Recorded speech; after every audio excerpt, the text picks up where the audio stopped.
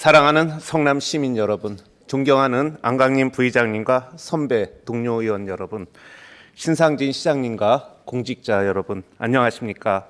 상대원 1, 2, 3동 지역구 시의원 황금석입니다.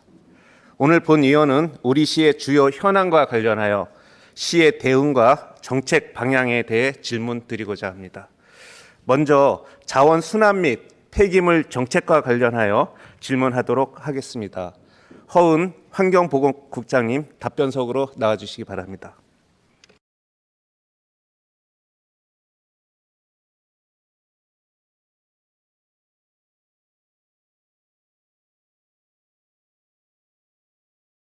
환경보건국장 허은입니다. 네, 안녕하십니까 국장님. 네. 지방자치단체의 재정 수준을 평가할 때 재정 자립도라는 개념을 자주 사용합니다. 폐기물 분야에도 유사한 지표가 있는데요. 바로 청소예산 재정 자립도라고 부르는 것입니다. 청소예산 재정 자립도란 청소 관련 총 예산에 대한 재반 수입이 차지하는 비율을 나타내는 것으로 청소 관련 수입으로 충당하지 못하는 나머지 비용은 시의 세금으로 채워야 하는 실정입니다. 국장님, 우리 시 청소 예산 재정 자립도가 얼마인지 아십니까? 네, 31.8%입니다. 네, 보시는 표와 같이 2023년 기준 우리 시 청소 예산 재정 자립도는 31.8%로 전국 평균 28.5% 및 인근 수원시, 용인시, 화성시보다는 높은 편이나 시흥시, 광주시, 김포시에 비해서는 낮은 걸 알 수 있습니다. 국장님, 지자체마다 처리 구조는 다 비슷할 텐데 재정 자립도가 이렇게 차이가 나는 이유를 분석해 보셨습니까? 네, 저희 청소예산 재정 자립도는 지금 31.8%서 경기도 내 한 5위 정도 됩니다. 그래서 도시 규모가 거의 비슷한 수원이나 용인, 화성하고 거의 비슷하긴 합니다. 약간 높습니다. 근데 이제 도농 복합 지역인 아까 말씀하신 김포, 광주, 시흥은 좀 여건이 좀 달라가지고 비교가 어렵긴 합니다. 네. 그리고 저희가 청소 예산 재정 자립도를 높이기 위해서는 저희 재활용품 판매 수익과 그다음에 종량제 봉투 가격 인상이 필요합니다.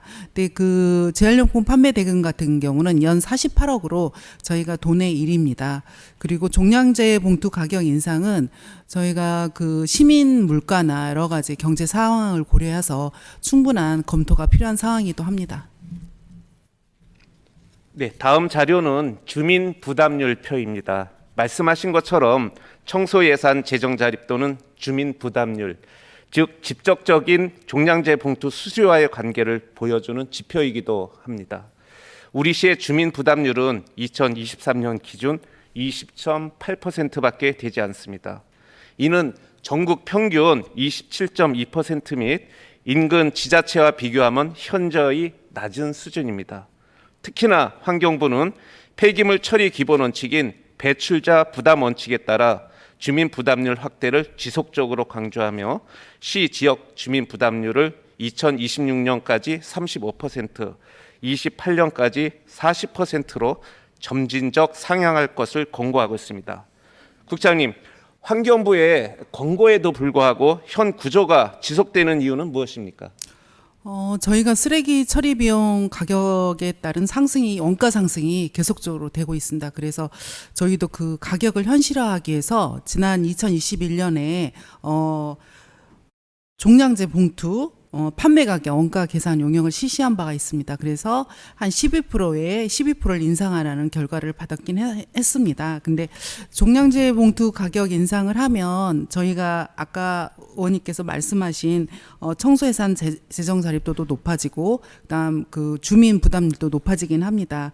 근데 이제 그거에 따른 무단 투기나 비봉투 사용으로 인해서 저희가 그 또 다른 예산이 투입을 해야 됩니다. 단속 인원 증원이라든가 아니면 CCTV 또 증설 이런 예방책을 추진하기 위한 예산이 또 불가피해 보입니다. 그래서 저희가 또 종량제 봉투 가격 인상은 그 서민 아까도 말했듯이 서민 물가하고도 직접적으로 관련이 있고 서민들하고 관련이 있기 때문에 점진적으로 또 저희가 충분하게 검토를 해서 가격 인상을 검토하도록 하겠습니다. 네, 감사합니다. 요금 인상은 참 많은 반발에 부딪히기도 합니다. 요금 현실화에 대한 검토 시 시민들이 감당할 수 있는 수준 등을 감안하여 추진되어야 할 것이라고 생각합니다. 그러한 노력을 통해 주민 부담률을 전국 평균 수치와 맞춰 나가며 쓰레기 감량을 통한 지속 가능한 도시 환경을 만들어가기 위해 노력해야 한다고 생각합니다. 계속해서 질문을 이어가도록 하겠습니다. 국장님, 보시는 표와 같이 우리시 가정의 생활 폐기물 재활용률은 2023년 기준 35% 수준으로 인근 인구가 비슷한 수원시, 용인시, 화성시 대비 낮은 수치를 보이고 있습니다.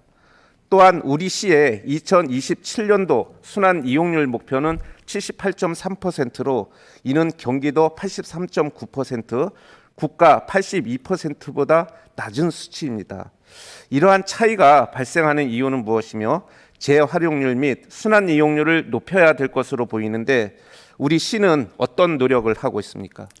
저희 시 같은 경우는 그 단독주택 지역이 굉장히 많습니다. 그래서 그 단독주택도 굉장히 밀집 지역이고 또 오르막이 있기 때문에 재활용 그 분리수거를 하기는 상당히 좀 지역적으로 좀 힘들기도 합니다. 수원이나 용인 이런 시에 비해서요. 그래서 저희 시가 순환 이용률을 높이기 위해서 저희가 자원순환 가게를 지금 현재 23개 지금 운영을 하고 있고요. 그다음에 스마트 그린 센터를 지금 운영을 하고 있습니다. 그 자원순환 총괄 거점 시설로서 그다음에 저희가 재활용 선별률을 높이기 위해서 AI 선별기 2대를 지금 현재 운영 중에 있고요. 그다음에 거점 시설에 이번에 쓰레기 분리 수거함을 설치하기 위해서 지금 200여 개의 예산을 이번에 2차 추경에 지금 요구를 한 상황입니다. 그다음에 또 투명 페트병 그 무인회수 보상기를 현재 14대에서 28대 확대 운영을 해서 재활용을 높이고 저희가 시민 인식 개선을 높이도록 하겠습니다. 네, 우리 시가 타 시군 대비 많은 노력을 기울이고 있지만 재활용률 제고와 순환 이용률 향상을 위해선 보다 더 많은 노력이 필요하다고 생각합니다. 특히 순환 이용률은 단순한 수치 경쟁을 넘어 탄소 중립 실현을 가늠하는 핵심 지표입니다. 정부의 2050 탄소 중립 국가 전략에서도 순환 이용률 90% 달성을 국가 목표로 제시한 만큼 우리 시도 상위 계획과의 정합성을 갖춘 목표 설정이 필요할 것으로 보여집니다. 아울러 재활용률 향상을 위해서는 시민이 주도적으로 참여할 수 있는 자원순환 모델을 지속, 발굴, 확대해 적극 운영해 줄 것을 당부드립니다. 국장님, 그리고 또 하나 짚고 넘어갈 문제점이 높은 소각률과 이에 따른 온실가스 배출 문제인데요. 우리 시는 폐기물 처리 방법 중에 소각을 얼마나 하고 있습니까? 저희 시 같은 경우는 생활 폐기물 중에 재활용품과 그다음에 음식물 쓰레기를 제외한 모든 걸 소각을 하고 있습니다. 그런데 생활 폐기물 발생량이 260만 113톤이며 그다음에 재활용은 108만 663톤 41.8%. 그다음에 소각량은 151만 451톤으로 소각 비율은 58.2%입니다. 네, 우리 시 소각 비율은 58.2%로 본 의원이 파악하기에도 말씀하신 정도로 확인했습니다. 다만 인구수가 비슷한 인근 지자체보다 높은 비율이었습니다. 구체적으로 살펴보면 생활가정 폐기물의 경우 파란색 그래프입니다. 우리 시는 58.2% 소각을 하는데 고양시는 15.1%로 3.85배이며 사업장 비배출 시설계 폐기물은 성남시는 31.4%로 수원시 대비 4.55배, 사업장 배출 시설계 폐기물은 성남시는 25.2%로 화성시 대비 5.48배, 건설 폐기물은 성남시 1.4%로 용인시 대비 14배였습니다. 그리고 이러한 높은 소각 비율에 온실가스 배출량도 아마 영향을 받은 것 같습니다. 환경부 온실가스 정보 통계에 따르면 우리 시는 경기도 내 폐기물 부분 온실가스 배출 상위 3위 도시입니다. 시에서는 폐기물 부분 온실가스 배출이 경기도 내 상위인 사실을 알고 있었습니까? 높은 소각 비율과 온실가스 배출량 간의 상관관계에 대해 국장님 어떻게 생각하십니까?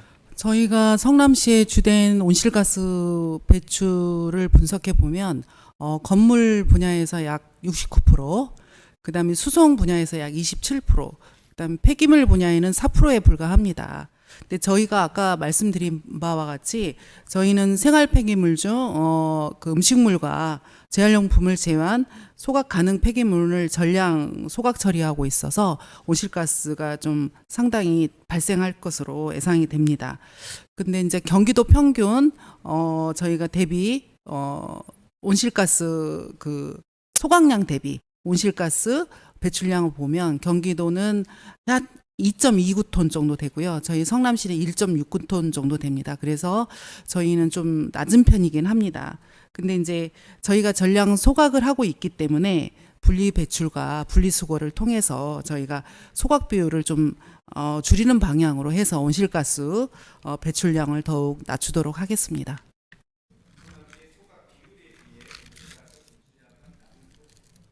소각 비율에 비해 온실가스 배출량은 낮은 편이다라고 이해하도록 하겠습니다. 네네. 우리 담당 부서에서 경기도 내 지자체 소각 비율 대비 온실가스 배출량을 좀 자료로 제출해 주시길 바라겠습니다. 네, 알겠습니다. 아울러 온실가스 저감을 위해서라도 현재 진행 중인 노후 소각장의 대책 건립 공사는 중요한 정책 전환의 계기가 되어야 할 것 같습니다. 현재 대책 건립 공사가 어느 단계까지 진행되고 있습니까? 저희가 지난해 8월 27일에 착공을 해서 지금 현재 텃벅이 공사 중입니다. 그래서 공정률은 9.62% 정도입니다. 그리고 준공 예정일은 2027년 11월경에 예정되어 있습니다. 기존 소각장이 이제 30년이 되었지 않습니까? 네네. 그럼 기존 소각장 대비 새로 신설되는 소각장은 기존 장비보다 좀 업그레이드 되는 부분이 있어야 될 것 같은데요. 기존 소각장하고 새로 대체 건립되는 소각장하고의 그 차이점을 좀 간략히 설명해 주시겠습니까? 지금 현재 저희가 현재 운영해서 발생하는 온실가스 저감을 위해서 저희가 대체 소각장은 현재 소각장 같은 경우는 쓰레기를 소각해서 그거를 이제 해소해서 열을 발생해서 지역 난방으로 보내고 있는데 지금 대체 소각장 같은 경우는 전기까지 생산할 수 있는 발전섭비를 추가 반영을 했습니다. 그래서 저희가 에너지 굉장히 회수열이 높을 것으로 생각합니다. 그리고 현재 운영 중인 600톤 소각장 경우에는 지역 난방에 공사하는 열이 한 연간 24만 기가칼로리 생산하고 있습니다. 네, 대체 소각장의 경우에는 열 생산량을 현재 운영 중인 소각장과 비슷은 합니다만 발전 설비 추가로 저희가 연간 33,000 메가와트의 전기를 생산해서 한국전력에 이거를 매각할 예정입니다. 그래서 추가 발전에 따른 온실가스 저감 효과는 한 5만 톤 정도로 예상하고 있습니다. 보통 이제 폐기물을 소각할 때 굴뚝에서 나오는 연기를 뭐 부르는 이름이 네, 있던데. 백연이라고 합니다. 예. 백연. 그 백연이 대부분 뭐 이제 수증기라고 하더라고요. 네, 맞습니다. 그래서 뭐 인체는 좀 유해하지 않다라는 이제 말씀들도 있지만은 네네. 실질적으로 우리 시민들 입장에서 봤을 때는 좀 주민 불안감을 좀 유발할 수 있는 부분이 있거든요. 혹시 노 소각장 대비 우리 새로 신규로 대체 건립되는 소각장에서는 이러한 부분도 좀 어떻게 줄일 수 있는 뭐 장비나 이런 것들이 뭐 추가된 게 있습니까? 네, 저희가 이제 그런 배견을 줄일 수 있는 설비를 반영을 했고요. 지금 현재 소각장 같은 경우는 저희가 습식 세정기로 지금 처리를 하기 때문에 습도가 상당히 높습니다. 그래서 배견이 발생을 하는 거고요. 또 기온이 낮은 겨울철에 특히 발생을 합니다. 근데 이제 대기 오염과는 상관이 없는 수증기에 불과는 하지만 그 시각적으로 주민 불안감이 발생할 수 있습니다. 근데 이제 그 대체 소각장 같은 경우는 저희가 그 건식 발음기하고 반건식 발음기를 저기 설계에 반영을 했고요. 그래서 배견 효과는 굉장히 낮을 것으로 저희가 생각합니다. 차후에 그 네. 기존 소각장하고 대체 건립되는 소각장하고의 그런 그 실제적인 데이터로 할 수 있는 부분이 있으면은 완공 후에 좀 한번 제공해 주시길 바라겠습니다. 네, 알겠습니다. 아울러 이번 노 소각장 대체 건립 공사는 수십 년간 이미 같은 자리에서 폐기물 처리에 따른 환경 부담을 감내해온 지역 주민들의 건강권과 환경권을 고려하여 지어져야 할 것으로 생각합니다. 이에 대해서는 우리 담당 부서에서는 어떻게 대처하고 준비하고 계십니까? 대체 소각장 같은 경우는 설계 단계에서 저희가 주변 환경 영향을 최소화하기에 그 기존 소각 시설 대비 그 어떤 설계를 대폭 보완을 했습니다. 그래서 주요 설비로는 저희가 먼지하고 다이옥신 저감을 해서 필터를 이중으로 지금 설치를 할 예정입니다. 그래서 먼지는 현재 운영 중인 소각장 설계는 세제곱미터당 12mg이나 대체 소각장은 2mg으로 83%를 더 저감을 하고요.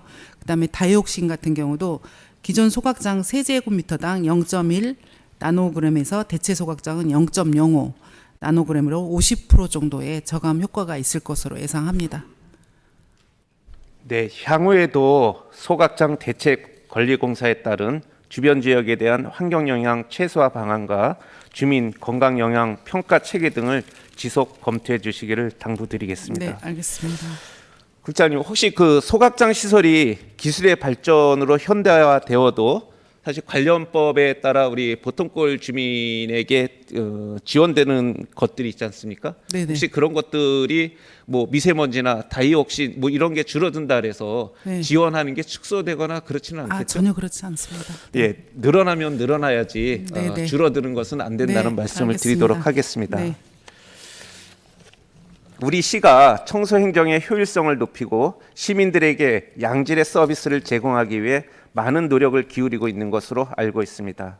특히 30년간 이어온 생활 폐기물 수집 운반업체 선정 방식을 수의 계약에서 공개 경쟁 입찰 방식으로 전환해 경쟁 체제를 도입한 것은 예산 절감과 청소 행정 서비스 향상이라는 두 마리 토끼를 동시에 잡은 우수 사례라 생각합니다. 또한 본도심 단독주택 및 골목길에 거점 배출 시설을 설치하여 종량제 봉투 배출로 인한 미관 및 위생 문제를 개선하고 시민의 요구를 반영한 가로 쓰레기통 설치를 통해 깨끗한 거리 환경 조성에 기여한 점도 높이 평가합니다. 다만 이러한 시설이 지속적으로 청결하게 유지되기 위해서는 철저한 관리와 시민들 간의 소통이 필수적입니다. 거점 배출 시설과 가로 쓰레기통이 단기적 조치에 그치지 않고 일상 속에 안정적으로 정착될 수 있도록 지속적인 관심과 관리를 당부드리겠습니다. 아울러 지속 가능한 도시환경 조성을 위해 성남시가 수립 중인 자원순환 집행계획은 2050 탄소 중립 국가 전략에 부합하는 순환 이용률 목표를 반영해야 합니다. 재활용률 제고를 위해서는 시민 참여가 핵심인 만큼 시민 참여형 자원순환 모델을 지속적으로 발굴하고 적극적으로 운영해 주시기 바랍니다. 또한 노후화된 600톤 소각시설을 대체하기 위한 건립공사가 지난해 8월 착공하여 진행 중에 있습니다. 소각시설 인근에서 오랜 기간 불편을 감내하고 있는 보통골 주민을 비롯한 지역 주민들의 건강권과 환경권 보호를 위해 설계 기준을 철저히 준수하고 공사가 안전하게 마무리될 수 있도록 만전을 기해 주실 것을 강력히 요청드립니다. 다음으로 지역 난방 열원 증설과 관련하여 질문하도록 하겠습니다. 허은 환경보건국장님께서 계속해서 답변을 부탁드리겠습니다. 존경하는 조우현 위원님께서도 유사한 질문을 주셨는데 되도록이면 피해서 질문하도록 하겠습니다. 보시는 편은 공동주택 지역 난방 공급률 자료입니다. 중원구와 수정구는 그동안 지역 난방 공급에서 매우 소외되어 있었습니다. 우리 시 전체 전체 공동주택 중 지역 난방 공급을 받는 세대는 평균 62.7%이지만 지역별 공급률은 중원구 25.8%, 수정구 27.8%로 그 격차가 매우 심각한 상황입니다. 국장님, 네. 원도심 시민들의 지역 난방 공급 확대에 대한 지속적인 공급 요청이 있었다고 아까 우리 또 조의원 의원님께서 네, 질의하셨을 네, 때도 네. 말씀을 하셨습니다. 네. 그런데 이제 분당 복합발전소 등 기존 여러 시설만으로는 재개발 재건축 구역까지 공급하기에는 한계가 있고, 반면 정비사업 확대로 인한 지역 난방 수요는 급격히 증가하면서 현재 신규 열원기지 증설이 불가피한 상황에 직면하고 있습니다. 지금 어떤 상황입니까? 네, 맞습니다. 지금 현재 여론이 부족해서 증가하는 재개발 재건축 단지에 지금 현재 지역 난방을 공급하기에는 부족한 실정입니다. 어렵습니다. 네. 정확히 원도심 재개발 구역 재건축 단지 어디까지 지역 난방 공급이 확정되었죠? 지금 현재 지역 난방 공급은 9개 단지에 28,000세대에게 공급을 하고요. 저희가 그 산성이나 상대원이 도안 일지구에는 지금 지역 난방이 부족해서 여론이 부족해서 지금 계약을 체결하지 거기까지 계약이 체결되었습니다. 네. 상대원 2구역, 도안 중 네네. 1구역까지는 지역 난방을 네네. 공급하는 것으로 협의 또는 계약이 되었다, 네. 이 말씀이시죠? 네네. 그렇다면 상대원 3구역을 포함한 2030 1, 2단계 재개발 구역과 기타 원도심 재건축 단지는 지역 난방 공급이 확정되지 않았다는 겁니까? 네, 맞습니다. 지금 지역 난방 공급을 위한 여론 부족으로 저희가 상대원 상구역 및 그 추가로 진행되는 정비 사업 구역은 지금 현재 지역 난방 공급 계약을 체결하지 못했습니다. 지역 난방이 확정되지 않은 나머지 공급 예정 지역에 지역 난방을 공급할 경우 필요로 하는 여론 규모는 어느 정도일까요? 한 300기가칼로리 정도 됩니다. 네. 그러면 신규로 또 여론 기지에 예측되는 열 생산 용량으로 가능한 네, 걸까요? 저희가 신규 여론 부지가 확정이 돼서 열 공급을 하게 되면 원도시 모든 지역에 지금 지역 난방 공급이 가능합니다. 그래서 현재 이제 한국 지역 난방 공사와 협력하여 중원구 일원의 여론 기지 신설을 위해 예비 타당성 조사 용역을 착수한 것으로 아까 말씀을 하셨습니다. 그런데 왜 하필 중원구로 설정됐을까요? 판교 소각장 부지 등 다른 지역은 검토해 본 것이 없습니까? 이에 대해 좀 설명 좀 부탁드리겠습니다. 저희가 그 여론을 300기가칼로리를 생산하려면 한 72,000 제곱미터의 여론 부지가 필요합니다. 그래서 저희가 그 한 15군데에 가용할 만한 부지를 검토를 했고요. 그게 마땅한 부지가 없었습니다. 그리고 판교 소각장 같은 경우는 18,000 제곱미터 정도 됩니다. 그래서 부지가 너무 작습니다. 그래서 저희가 지금까지 검토한 결과로는 중국 상대원에 있는 그린벨트 지역만이 유일하게 가용 부지입니다. 저는 중원구라 그랬는데 우리 국장님은 저희 지역 상대원까지 말씀을 하시네요. 그렇다면 중원구 일대로 특히 이제 상대원으로 신규 여론 부지를 확정하기 전에 주민 의견을 들어본 적이라도 아니면 공청회 등을 통한 주민 소통 절차가 필요하다고 생각을 하거든요. 네, 어떻게 진행된 사항이 있습니까? 맞습니다. 지금 현재 저희가 지금 앞으로도 많은 절차가 지금 남아 있고요. 그다음 그린벨트 해전 관련 검토와 관계기관 상급 부서와의 관련 부처 이렇게 협의 단계가 계속 진행 중입니다. 그래서 이게 어느 정도 이게 되면 저희 관련 법령에 따라서 공청회나 주민 의견 수렴을 하겠습니다. 지금 진행되고 있는 예비 타당성 조사 과정에 있어서 참 우리 시는 어떤 노력을 하고 있나요라고 아까 우리 존경하는 조 의원님께서도 좀 질의를 하셨었는데, 만약 그 조사 결과 좀 부적정할 경우 그걸 대비해서 예비 부지 등 뭐 다른 대안은 뭐 준비한 거 없습니까? 지금 아까 말씀드린 바와 같이 저희가 뭐 가용할 수 있는 부지는 없고요. 애비 타당성 조사 용역 같은 경우는 지금 한국 지역난방에서 지금 추진인데 저희도 이제 그 관련 자료나 그런 여러 가지 관계기관의 협의 내용이나 이런 거를 지금 협조하고 있습니다. 그래서 만약에 부적정으로 나올 경우에는 그 사유를 또 검토를 해서 저희가 재조사를 의뢰하는 등 여러 가지 적극적으로 대응해 나갈 계획입니다. 예비 타당성 조사가 적정으로 나온다고 해도 이후 그린벨트 해제 절차를 진행해야 되는데 그 그린벨트 해제 권한이 경기도에 있는 걸로 알고 있는데 해제 절차에 대해서 좀 간략히 설명 부탁드리겠습니다. 네, 맞습니다. 지금 30만 제곱미터는 해제 권한이 그린벨트 해제 권한이 경기도에 있습니다. 그래서 해제 절차는 경기도 개발 제한 구역 해제 통합 지침에 따라 이행이 됩니다. 우선 경기도하고 그 그린벨트에 대한 총량 해제 구역에 대한 총량 협의를 하고 또 국토부와 협의를 한 후에 저희가 전량 영향 평가를 환경부에서 지금 받아야 합니다. 그리고 이후 주민 및 지방 시의회의 의견을 청취를 한 후에요. 경기도의 심의 등 행정 절차를 거쳐 저희가 고시하게 되어 있습니다. 그래서 약 소요 기간은 1년 6개월에서 2년 정도 소요될 것으로 예상합니다. 장님 말씀대로 해제 권한이 경기도에 있으므로 긴밀한 협력 및 소통이 필요할 것 같습니다. 그러면 우리 시는 경기도 및 국토부와 협의나 소통은 어떻게 하고 있습니까? 지금 저희가 작년 하반기부터 경기도하고 국토부하고 지금 계속 협의를 했고요. 국토부와 2회, 경기도와 4회 이렇게 대면 회의를 하고 진행을 하고 있습니다. 그래서 최근 5월에도 지금 저희가 국토부를 방문을 해서 저희 성남시의 강력한 의지를 지금 그리고 그 사업의 필요성을 전달하면서 행정 지원을 요청을 했습니다.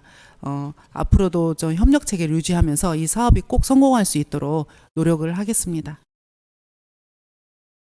사실 상황에 따른 불확실성이 큰 부분이지만 해제 가능성이 좀 높을 것으로 예측하고 있는 것 같은데요. 네네. 우리 그 시에서는 이게 해제 가능성이 좀 있다라는 이제 판단 근거는 어디에 두고 말씀을 하시는 겁니까? 지금 현재 뭐 사전 협의 단계지만 저희 지역 난방 공급은 지금 원도심 주민들의 수건 사업이기도 합니다. 그리고 정비 사업과 연계한 성남시에 또 꼭 필요한 사업이고 지역 난방 같은 효율적인 에너지 체계가 또 필요하기도 합니다. 저희가 지금 국토부에서 지역 난방 필요성에 대한 거는 좀 긍정적으로 생각을 하고 있습니다. 국토부에서도. 그래서 저희가 그 원도심의 공간구조가 지금 단독에서 지금 공동주택으로 변경을 하고 있기 때문에 사업의 당위성과 그다음에 해제 요건을 확보를 하면 저희가 해제 대상으로 판단될 것으로 생각하고 있습니다. 한편 그 원도심 외에도 분당 역시 재건축 예정 단지들과 판교, 23 테크노밸리 등 신규 열수요가 예상되는 지역이 있습니다. 또한 분당 남동발전 현대화 사업이 추진 중에 있는 걸로 알고 있는데요. 현대화 사업이 완료될 경우 증가하는 열 생산 용량이 이러한 분당 내 신규 수요까지 안정적으로 공급 가능한지 공급 계획은 어떤지 설명해 주시겠습니까? 지금 분당 지역 같은 경우는 집단 에너지 사업으로 인해서 저희가 그 공급 대상 지역으로 의무 지역 난방 공급 지역입니다. 그리고 그다음에 판교 제23 테크노밸리는 의무 공급 지역은 아닌데 이미 지역 난방 공사와 저희 지역 난방 공급을 체계를 했습니다. 그래서 사용량이 증가하더라도 지역 난방 공급은 저희가 원활하게 될 것으로 판단되고 있습니다. 우리 국장님 말씀대로라면은 뭐 분당 지역은 재건축이 되더라도 네네. 지역 난방 걱정은 안 해도 네네. 될 것 거기 같습니다. 의무 공급 지역입니다. 네. 네, 만약 이번 열 공급 기지 신설이 현실화될 경우 지역 간 형평성 문제도 생각하지 않을 수 없을 것 같은데요. 어느 지역부터 어떤 우선순위로 공급이 확대될 예정인지 계획이 있으면 말씀해 주십시오.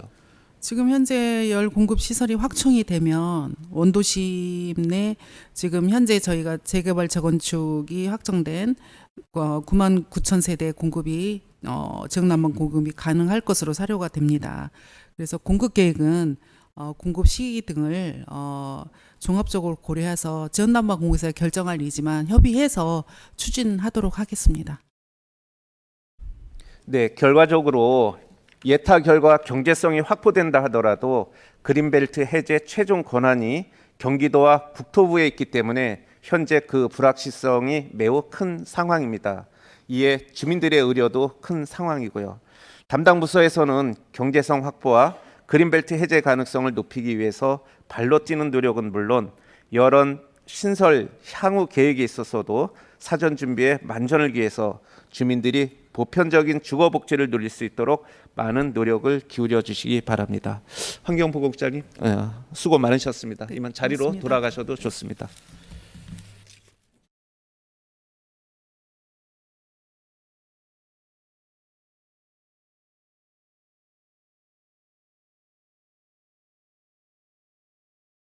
계속해서 지역 난방 문제와 연계된 질문을 하도록 하겠습니다. 김광병 재개발 재건축 추진단장님께 질문 드리도록 하겠습니다. 답변석으로 자리해 주시기 바랍니다.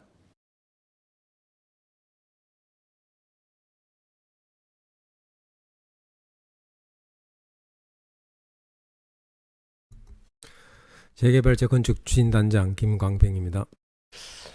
네, 안녕하십니까 단장님. 네, 사실 원도심 지역 난방 문제는 어제 오늘의 일이 아니라는 점에서 일각에서는 2030 도시주거 환경 정비 계획은 전 정부부터 정해진 것인데 왜 아직도 재개발, 재건축 지역의 기반 시설에 대한 계획이 제대로 마련되지 않은 거냐, 발등에 불이 떨어지기 전에 전 정부에서 뭘 한 거냐라는 질타가 일어나고 있습니다. 이에 대한 시의 입장은 어떻습니까? 네, 원도심 재개발 에너지 공급 관련해서 정비 기본 계획에서는 집단 에너지 공급을 이렇게 기본 방향으로 하고 원칙 수준의 내용을 담고 실제 배관, 열 공급관 위치, 용량 등은 정비계획 수립되나 사업 시행 인가 단계에서 사업 시행자와 에너지 공급자가 협의해서 설계하도록 이렇게 이원화되어 있습니다. 위원님께서 이렇게 아시는 바와 같이 금해 계획부터는 행정 주도의 단계별 추진 계획이 아닌 주민 주도의 생활권 계획을 도입함으로써 정비 계획 및 시기가 예측하기 어려운 만큼 2030 성남시 도시환경 주거환경 정비 기본 계획에서는 집단 에너지 공급을 원칙으로 하고 태양열, 지열 등 신재생 에너지를 적극 권장하고 2035 성남 도시기본계획의 지표를 수행해서 정부계획 수립 시 구체적인 공급계획을 수립해서 관련 기관과 협의하고 설치하도록 이렇게 계획을 준비하고 있습니다. 사실 여러 시설은 도로, 공원, 상하수도와 같이 지역 주민들이 살아가는데 매우 기본적인 기반 시설입니다. 따라서 정비계획 수립 시 여러 검토 절차를 거쳐 보다 이른 시기에 결정이 되어야 하는 부분이라고 판단됩니다. 이에 대해 어떻게 생각하십니까? 네, 그렇습니다. 이런 시설도 도시, 공원, 상하수도 등과 마찬가지로 주민시설의 기반 시설입니다. 이러한 시설은 정비계획 수립 초기에 충분한 검토와 계획이 이루어지는 것이 바람직하다는 것이 공감되는 사항이고요. 앞으로 정비계획 수립 단계에서는 이런 계획을 포함한 기반 시설에 대해서도 보다 검토를 강화하고 관련 기관과 사전 협의를 체계적으로 개선해서 조기에 방향을 정해질 수 있도록 저희가 최선을 다하겠습니다. 네, 감사합니다. 향후에는 좀 더 적극적인 노력을 부탁드리고요. 그러면 지금 재개발 구역이나 재건축 단지별로 여러 시설에 대해 어떻게 공급을 가져갈 것인지 다 정해져 있는 사항이 있습니까? 조금 전에 말씀드린 것처럼 현재 도안 1, 그 다음에 산성, 상대원 2, 재개발 구역은 지역 난방을 저희가 추진하고 있습니다. 그러나 지금 사업 시행 인가를 이렇게 완료한 수진 1이나 은행 주공 아파트 같은 경우에는 현재 이런 공급이 부족해서 지금 지역 난방 공급이 어려운 실정입니다. 그렇다면 만약 신규 여론 증설이 어려워질 경우 재개발 재건축 구역의 배관 등 뭐 설계를 변경해야 하지 않을까요? 네, 그렇습니다. 수진일 은행 주공의 경우 착공까지 그렇게 많은 시간이 남아 있지 않습니다. 착공이 들어가면 기본적인 설계 변경은 어려울 것 같은데요. 예, 모든 사업의 기반 시설은 특히 이런 공급 같은 경우에는 건축물 착공 전까지는 저희가 어느 정도 설계 변경이 이루어져야만 공급이 가능한 것으로 판단됩니다.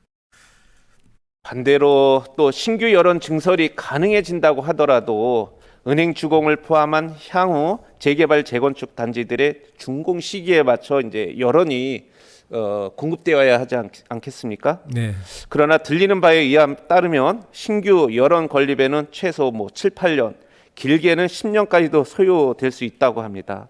만약 여론 완공 시점이 입주 시기와 맞지 않을 경우 이에 대한 대비책은 마련되어 있습니까? 공사와 관련해서 여론 공급 시기에 대해서는 충분히 뭐 어느 날 갑자기 뭐 여론이 공급된다 그런 내용은 있지 않고 충분히 인지할 수 있는 사항이기 때문에 공사 시기에 맞춰서 여론이 공급된다면은 거기에 맞춰서 지역 공사와 협의해서 최대한 여론 공급이 될 수 있도록 저희가 협의를 해 나가도록 하겠습니다. 또한 이제 여론 증설이 저희 상대원에 추진될 경우 기존 소각장, 뭐 레미콘 시설, 이어 이제 여론 기지까지 소위 말하는 각종 그 주민 기피 시설이 집중되면서 지역 주민들의 반발을 고려하지 않을 수 없는데요. 이러한 상황을 고려하여 상대원 3구역 등 재개발 지역에 대해 인센티브 지원이 가능한지 궁금합니다. 혹시 이에 대해 뭐 내부적으로 뭐 검토해 보신 사항이 있으십니까? 현재 저희 2030 성남시 도시 주거환경 정비 기본 계획에서는 용적률 인센티브 항목이 있습니다. 거기에는 뭐 임대주택을 추가 확보했을 경우 또 건축물 인증 부분에서는 이렇게 만족할 경우에 최대 280%까지 용적률을 저희가 주고 있습니다.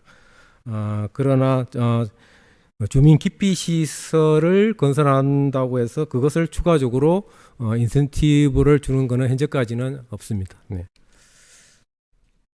사실 기피 시설 밀집으로 지역 주민들이 감내해야 할 고통을 생각하면 참 많이 안타까운 실정입니다. 용적률 향상이 불가하다면 혹여 다른 방안이 지역 주민들에게 제공할 수 있는 부분은 없는지 면밀히 검토와 세심한 지원이 필요하다고 생각합니다. 가뜩이나 상대원 3구역은 학교 이전, 유치원 부지 확보 등으로 사업성이 많이 떨어질 것으로 예상되는데 소각장, 레미콘 공장, 여론기지, 뭐 중원구의 장례문화 사업소라는 부분이 재개발의 암초로 또 작용할 수 있는 만큼 특단의 조치가 필요하다고 봅니다. 단장님 어떻게 생각하십니까? 예, 뭐 아시는 바와 같이 상대원 3구역 같은 경우에는 8,000세대가 넘는 전국에서 최대 규모의 재개발 사업 지역입니다. 저희 시에서도 이런 사업에 관련해서 주민들이 피해가 없도록 최대한 저희가 관심을 가지고 최선의 노력을 다하겠습니다. 답변 감사합니다. 과거와 달리 성남시와 경기도 현 정부에서는 원도심 지역 난방 문제가 해결될 수 있도록 전 행정력을 다해야 할 것입니다. 경기도는 더 이상 원도심 지역 난방 공급 문제에 대해 묵시하지 않고 예타 결과 경제성 적합시 개발 제한 구역이 즉시 해제될 수 있도록 관련 내용을 신속히 검토해야 할 것이며 국토부와 사전 조율 등 적극 협의해 나가야 할 것입니다. 또한 향후 예비 타당성 조사가 적정 판정을 받더라도 그린벨트 해제와 관련한 행정 절차에 있어서는 성남시는 시민의 의견을 충분히 반영하는 것이 중요할 것이며 원도심의 도시 기능 회복을 위한 기반 시설 확충은 단순히 열 공급뿐 아니라 교통, 교육, 복지 시설 등과 연계된 종합 계획으로 접근해야 할 필요성이 있다는 것을 명심해야 할 것입니다. 우리 재개발 재건축 추진단장님 수고 많으셨습니다. 이만 감사합니다. 자리로 들어가셔도 좋습니다. 감사합니다.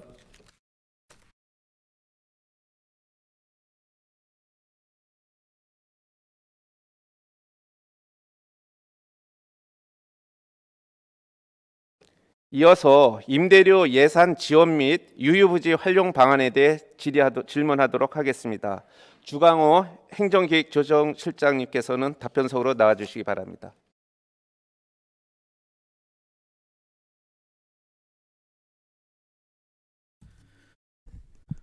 예, 행정기획조정실장 주강호입니다. 실장님 안녕하십니까? 네네. 자료를 먼저 보시겠습니다.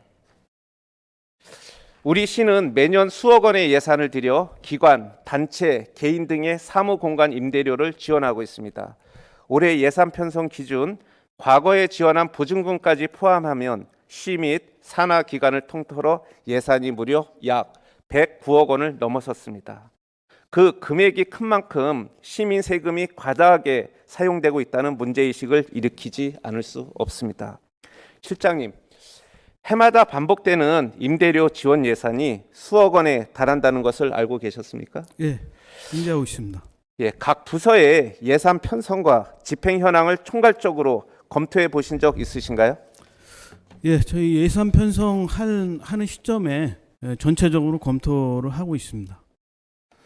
네, 말씀하신 것처럼 보면은 제가 조사한 바에 의하면은 임대료 예산 중 대부분이 차지하고 있는 게 이제 민간 단체, 뭐 성남시 체육회라든가 체육 종목 단체, 뭐 장애인 관련 단체 등의 이제 지원하는 임대료가 있습니다. 근데 그런 공공 건물의 임대료를 제외하더라도 최근 몇 년 사이에 임대료 예산이 큰 폭으로 증가하고 있는 것을 파악을 했는데요. 특히 임대료는 일회성 지원이고 매년 반복되는 구조적 지출이라는 관점에서 장기적으로 더 큰 문제라고 생각합니다. 이에 재정 효율화 등 개선 방안을 고려해 보신 적 있으신가요? 예, 그 임대료 문제는 이제 공공 부분에 들어가는 공공 시설에 들어가는 임대료가 있고 순수한 민간 부분에 들어가는 임대료가 있는데 공공 시설 예를 들어서 뭐 종합운동장이라든가 뭐 스포츠 종합시설 이런 부분에 들어가는 임대료는 이제 다시 회수가 되는 임대료가 되겠고요. 순수하게 이제 민간 임대는 저희가 어쩔 수 없이 뭐 경로당이라든가 아니면 뭐 돌봄 시설이라든가 뭐 청소년 시설 이런 것들이 있는데 그런 것들도 최소화하는 방향으로 또 하고 공공 시설에 입주가 가능한 분야가 있다면 적극적으로 검토해서 그렇게 전환하는 것으로 추진을 하도록 하겠습니다. 혹시 그 임대료 지원 대안으로 시에서 관리하고 있는 유유부지나 유유 공간을 활용하여 기관이나 단체에 안정적으로 공간을 제공하는 방안에 대해 검토하신 적 있으신가요? 유유부지 문제는 저희 시가 가지고 있는 유유부지가 뭐 충분하지는 않습니다. 그리고 대부분 소규모 유유부지고 뭐 조금 저희가 사용할 수 있는 게 대략 한 13개, 14개 뭐 이 정도 저희 가능하다고 이제 판단하고 있는데요. 그 부분들에 대해서는 이제 의원님께서 말씀 주신 사항을 포함해서 종합적인 검토가 필요하고 또 현재 어떻게 하면 그런 유휴부지들을 우리 성남시의 어떤 장기 발전이나 이런 것들을 위해서 사용할 수 있는지 용역을 진행 중에 있습니다. 용역에서 종합적으로 판단해서 의원님 주신 의견도 검토하도록 하겠습니다. 본 의원이 파악한 유유부지 및 유유 공간은 총 이제 137개, 17만 2,140제곱미터로 좀 파악을 했습니다. 네. 이러한 곳에 지금 사무 공간을 마련해 기관이나 단체가 중장기적으로 입주할 수 있도록 한다면 예산을 절감함과 동시에 행정의 효율성도 높일 수 있을 것으로 생각됩니다. 이에 대해 어떻게 생각하십니까? 그 이제 좀 중복되는 답변일 수 있는데요. 137개의 부지가 있지만 대부분 소규모 부지이기 때문에 거기에 이제 그런 공간을 활용하기는 좀 어렵고요. 말씀 주신 그런 것들을 할 수 있다고 판단되는 게 아까 말씀드렸듯이 한 13, 14개 정도의 유해부지가 있는데 그것들에 대해서 저희가 종합적으로 검토를 하고 있고요. 의원님 주신 의견도 최대한 같이 검토하도록 하겠습니다. 네, 답변 감사합니다. 매년 수십억 원의 임대료가 과연 효과적으로 쓰이고 있는지 냉정히 점검해 봐야 할 때입니다. 빠른 시일 내에 종합적인 검토를 부탁드리고요. 지금이라도 유효 자산을 적극 활용하고 새로운 공공시설을 통한 공간 확보 방안을 강구함으로써 진정한 재정 효율화와 행정 혁신을 이룰 수 있기를 기대합니다. 실장님 수고 많으셨습니다. 들어가셔도 감사합니다. 좋습니다.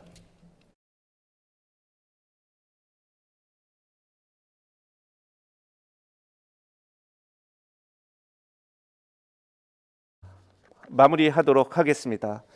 오늘 본의원은 시정 질문을 통해 자원순환 행정의 구조적 과제, 원도심 열원 시설, 그리고 반복되는 임대료 지출 문제와 유효 자산의 비효율적 운영에 대한 개선 정책을 요구했습니다. 지방 정부의 행정은 더 이상 단편적인 예산 편성이나 단기적인 민원 해소에 그쳐서는 안 된다고 생각합니다. 우리가 직면한 과제는 자원과 에너지, 공간 등을 둘러싼 복합적이고 구조적인 문제이며 그 해법 역시 통합적이고 지속 가능한 방향에서 마련되어야 할 것입니다. 쓰레기 처리에서 발생하는 재정 적자, 원도심 열원 부족에 따른 지역 간 불균형, 반복되는 임대료 지출은 모두 행정과 정책이 사전에 예측하고 체계적으로 준비했더라면 최소화할 수 있었던 문제들입니다. 이제 성남시도 행정의 사후적 대응에서 벗어나야 합니다. 사전에 구조적 위험을 분석하고 도시의 기능 회복과 공공자산의 효율적 운영을 중장기적 관점에서 바라보는 예방 중심 행정으로의 전환이 필요합니다. 또한 시민 부담과 행정 효율 사이의 균형을 고민하고 일방적 추진이 아닌 투명한 소통과 사회적 공감 속에서 정책을 설계해 나가야 할 것입니다. 도시는 시민들의 삶을 담는 그릇입니다. 우리는 행정의 편의보다 시민의 삶의 질을 먼저 생각해야 하며 도시가 안고 있는 오래된 불균형과 비효율의 고리를 과감히 끊어내야 합니다. 오늘 드린 질의가 우리 시가 한 단계 더 정교하고 책임 있는 도시 운영으로 나아가는 작은 계기가 되기를 기대합니다. 끝까지 경청해 주셔서 감사합니다.